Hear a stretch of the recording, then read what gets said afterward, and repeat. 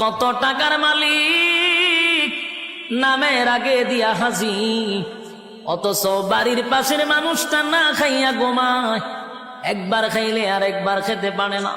একটা বারো হাজি সাহেব খবরটা নিল না, কিন্তু লম্বা তসবিহ লইয়া সুবহানাল্লাহ জপে। বছরটা হইতেই 2 বার উমরা মারে।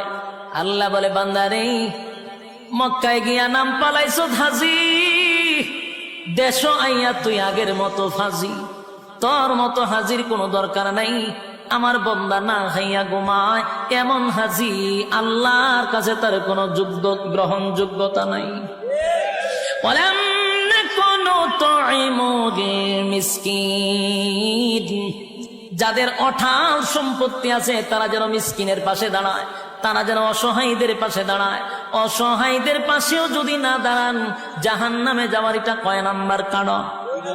আরো জোরে।